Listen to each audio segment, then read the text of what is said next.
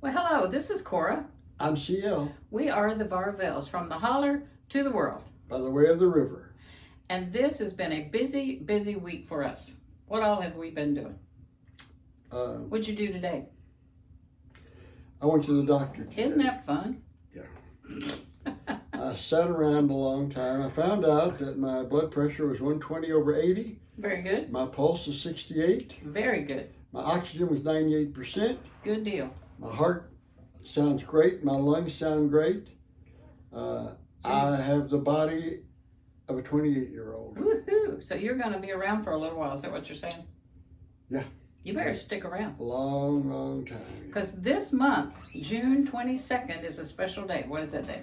June 22nd of 2026 will be the 58th anniversary of Cora from the holler Becoming a Varvell. and CL from the river joining themselves together as one flesh. We merged companies. Yes. And in fact, it was a whirlwind. CO was. was in the Army, stationed at Fort Knox. Yes, I was. Had a break, had a weekend in between basic training and AIT school, if you know what that is. Mm-hmm. He hurried home. That is. We went to town, got married. I went up and stayed with his mom and dad, and he went back to the Army. And that's how we got started. Yep. And then I was in holdover school for officer candidate school. Yep. And Ended up going to Germany. ended up going to Germany. I got orders for Germany, and I dropped the OCS and went to Germany. And back then, we FaceTimed each other, and we were never apart. We texted, we Instagrammed, we TikToked. Is that true? That's just pretty much a lie. Yeah. I made all that up. There's nothing true about that. In 1968, what we had was the U.S. Postal Service. Yeah. I would write letters, and it would take like a week or more to get there. Yeah. Then I'd have to wait on him to get it and write back. And by the time I got it, it was like 2 weeks. We had some pictures. We did have a radio, CB like a well, CB. a short band radio or something they called it, up in the top floor of the IG Farben building. And if you put your name in, I did get to call home one time, Mm-hmm. and you would say hello over, and they would say hello over. We had to do like we were on the radio, not on the telephone. But that one time that I got to call home, the rest of the time was all letters. Yeah. Yeah, that was tough because by the time you got your letter back, you'd really forgotten the questions or whatever you wanted to know or find out. By the time the letter came back, it was a whole different world 2 or 3 weeks later. So kids today, we live in a military town, and they still get deployed, which is terrible for families have to be separated, but that's part of their sacrifice for our nation. And they can FaceTime each other and see the kids and talk and do Instagram and Facebook, and it's a lot easier to stay in touch. Yeah, that's true. But we made it, 58 years. Yeah.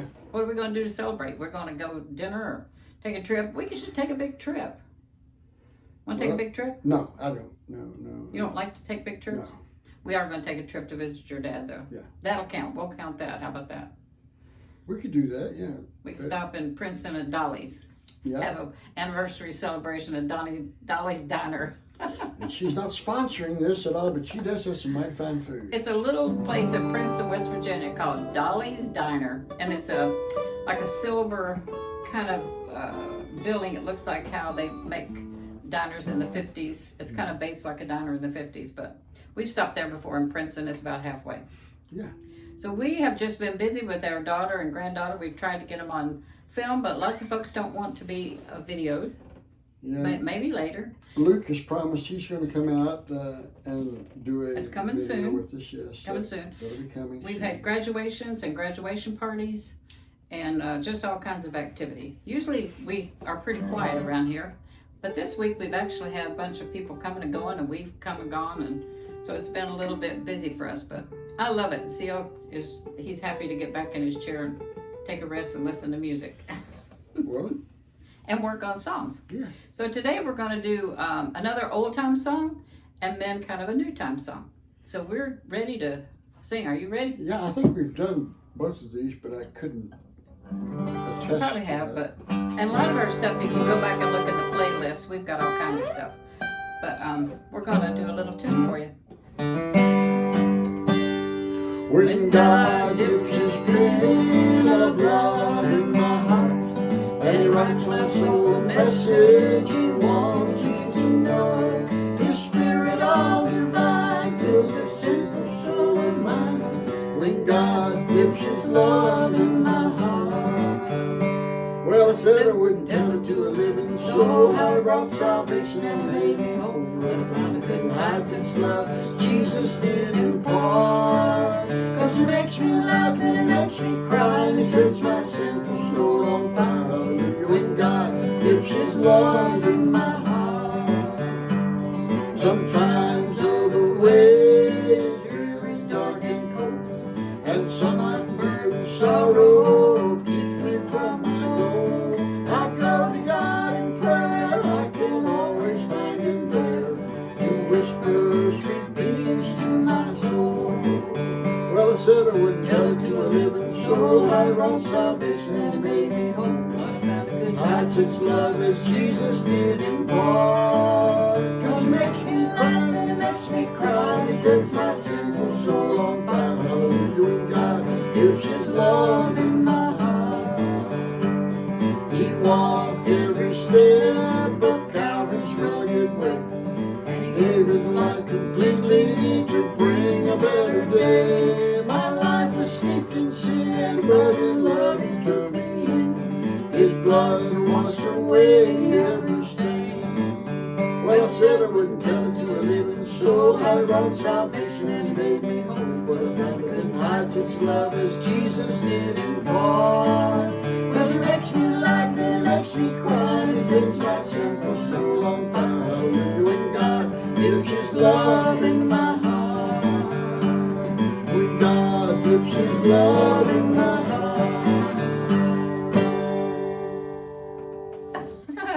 We've done that song 1,000 times.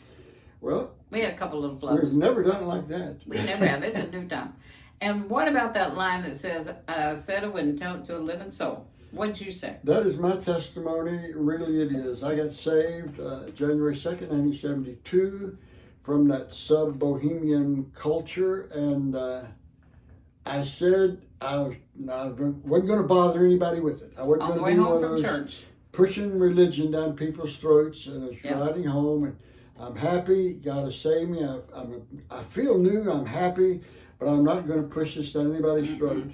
And that day on Sunday, we had a band practice, rock and roll band. Got together, was going to practice, and we didn't really have a practice. We had a preaching. I preached to them all afternoon. You told them all about your salvation experience, and some of them never came back. Some of them accepted the Lord. yeah. Just one of those when things. I sing that line, I said I wouldn't tell it to a living soul, I always think about you on the way home. Like, now, I'm not going to be one of those people pushes this on people. I'm going to let them, if they want the Lord, they'll find Him. Find the way I found Him. Well, no. 54, 55 years later, you're still preaching, telling people. Well, since 1972, this is 54 and a half. It's 54 and a half. You spent your life telling people about what happened in the Lord. Yep, about the good news. Jesus Well, can make you whole, make you new, give you a brand new life. Yes, He will. And when He dips His love in your heart, you can't help He but talk seems about to it. enjoy changing people's hearts and lives and making them brand new creations. Yes, He will. And you feel so good inside yourself that you can't not want to share it and other people to feel that way too. Yes. I want them to have the freedom in Christ that we have. Well, when I was a sinner, when I found something that made me feel good, I did want to share it. It's a strange thing that you'd think you'd be selfish with this is good, you can't have it. But even in the world, the worldly things that I found and stumbled upon, I would want to share with people. And of course, when I found the Lord Jesus in this brand new life, I absolutely wanted to share it with people and let them know what Jesus had done. And the freedom and the lightness in your heart and soul. You know, you step from the dark into the light, and you just can't help but tell people how good it is. Amen. So we're going to sing another song. It's not necessarily a gospel song, but it's a sweet song, like a little love song, and we like those too. Yes, this is just a little song about, actually it could be about Cora and CL. I bet, yeah. But it was written by Conrad Fisher, and he didn't know us. So, but it fits. It kind of fits everything except the one line where the young lady said, "Please play the Wildwood Flower." No, I'm Cora, always telling you to play the Wildwood Flower. you've never asked me to play the guitar, period. I asked you to play the Wildwood Flower though when you play. Oh, okay. I'm like, play that because you play the solo part. Okay, all right. That's Hey, this is play the Wildwood Flower. this is called "Play the Wildwood Flower."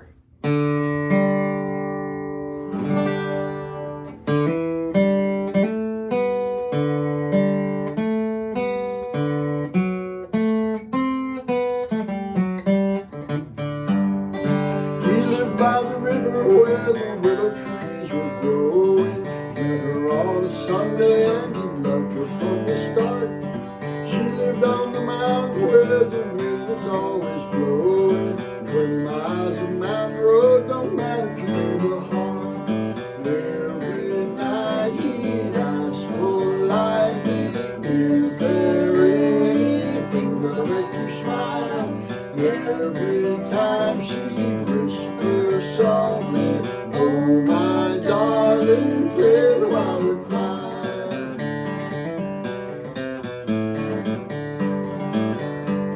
They married in the early spring as soon as they were able, making plans to build a home as soon as they could start.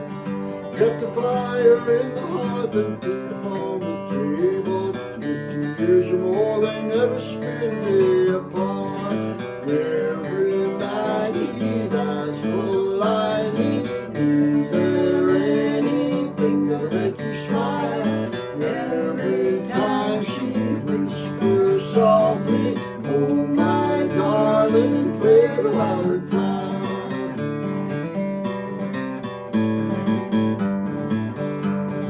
Early one December morning, winter came a-calling. Not a thing was stirring there in the old home place. They found him by the fireside, the flame no longer burning. She was holding to his hand, a smile upon her face. Every night he'd ask politely, is there anything that'll make you smile?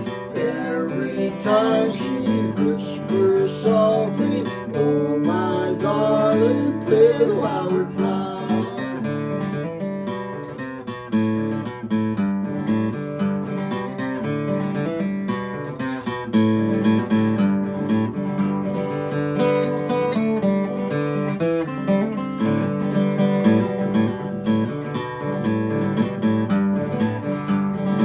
When the wind blows through the willows, watch for moonlight dancing on the ground.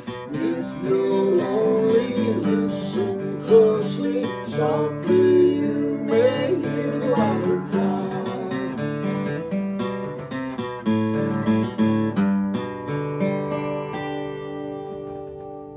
Very good. And they were together 50 years. We've spent a few nights apart here and there. Yeah, well, But it's been 58 years. yeah, when I was overseas, we spent.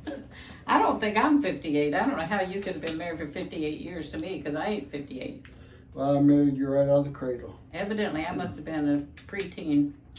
Now, we were 19 and 20. Back then, I think 19 and 20-year-olds were a little bit more mature, maybe. Yeah, a little more, yeah. We kind of knew what we wanted. A lot of kids in our school grades graduated and got married, got jobs and apartments, houses, and we just kept right on going. And there were jobs where they made comfortable money. Yeah. Pipe fitters out of your part of the country. My part of the country didn't have a lot of that. They went different directions, but a lot of the dads would get their kids into being a pipe fitter, welder. There was a union, and so the kids would apprentice and join. I think it was expected of us to grow up. Yeah, it was. Like then, graduating high school was pretty a much big like deal. graduating college would be today. Yeah. Maybe not your master's, but at least college. It would be like now we expect when you get out of college, you either are absolutely sure of your master's and doctorate, you're on a set path, You may not be totally on your own yet. Right. But back then at 18, you were somewhat expected to go live your life. Well, our parents, my mom was an exception, but my dad and your mom and dad only went to like 8th grade or 9th grade. Yeah. And that was considered a good education because you Oh, could yeah. read, write, do math, algebra, whatever at that age. Whereas now, you know, by the time you graduate high school, it's kind of, you're still young and they expect you to go to college. Right. But when I came out of high school, I had enough business classes. I could have gotten a job and did get a job being a secretary or doing whatever I wanted to do. I was trained in high school. Yeah. And a lot of the guys we had shop classes, and so they could come out and do construction or join in with whatever their dads were doing. Yeah, and farmers, of course, your area and my area, even though I lived in the town, the city, it wasn't a city, it was a big town, but but they had shoe factories and tobacco warehouses and places to work. The Carnation Canning Company, where they did the condensed Browning milk. Manufacturing, that was a big place They to made get hired. pulleys, and Wald Manufacturing had bicycle parts. They made bicycle parts. The world has changed, and so our young people today have to learn a whole lot more things. We hear our grandsons talk, they're 23 and 25, and they talk about what they're doing with audio-visual equipment, and they might as well just be speaking Chinese. I have no idea what they're saying. And the money that they make... more than we ever made in our lifetime. Right. Well, the one didn't go to college at all. He didn't particularly like studying in a classroom, but... started working for himself. Yeah, he had his own company, and then he went to work for Karcher out of Virginia. Yeah. They do military contracts. But the language of computers and audio-visual and the components and the things that make all that stuff work, Lord have mercy. Goes way beyond my comprehension. Mine, you knew a lot. We had a sound system made up of a Shure head and 2 Shure tall speakers, and he had a tone, a middle. Some of them had a 3-way. You had to learn about all the wiring and connecting and setting it up and taking it down. Which seemed to be my dad knew more about than I did, and he wasn't into music at all, but he knew electrical. And when we got those big stereo components with individualized, that was in the early 70s. They had like a bookcase with a glass front. You push the door to open. Had a place for your record player, a place for your DVD. CD, cassettes back then, and then a radio and an amplifier or whatever. Man, you were big stuff if you could afford one of those. They were probably like $1,200, which back then was a fortune. And so we had pretty high-tech stuff. It took us a while to get one. We had just a separate a tape player for a while. We had, when we lived in Vermilion, we had that big rack, and I would record. We got it living there, Prairie Home Companion. Susan was already in high school, though. Yeah. By the time we were able to get something that high-tech. We recorded Prairie Home Companion, and I would have the automatic change direction, push record, and you might miss a little half a syllable as it changed direction, because the tapes that I had were like 90-minute tapes, 45 per side. And you put the pencil in there and wind that tape if it got messed up. Yeah. If somebody pulled it out, you could wind it up with a pencil. Things have changed, but our kids have had to take a lot of different classes in schools to be able to keep up with the times. Yes. So we grandparents, it's our job now just to support them, smile and nod, shake our head. Yeah, that sounds great. We have no clue what they're saying. But we love them. We love all our grandkids, our grandgirls. Yes. Grandboys. Yes. We're going to cut out of here today. We got some more visiting to do. We're going to have a fish fry a little later on. Yeah. And Drew, our grandson, caught a mess of fish. Yeah. He and his friends have got enough and fish. He's going to cook them too. Yeah. These young people cook. They do everything. They have it all. So we're going to get out of here. We love you guys. Appreciate you. And we're going to be finding some more songs. And we're going to be right back. Yeah, it'll be before you know it. Yeah, we love it. Well, this is Friday. This is, you'll see this it'll today. Be Monday. This Monday is today's. when we come back. Yes, but it'll be Saturday, Sunday. They won't see us. Yeah, we won't see you on Saturday. Unless you want to watch this again. But you could do that. Yeah, play it again, Sam. We love you all, and we'll see you later. Y'all come back now, you hear? Bye-bye. Bye-bye.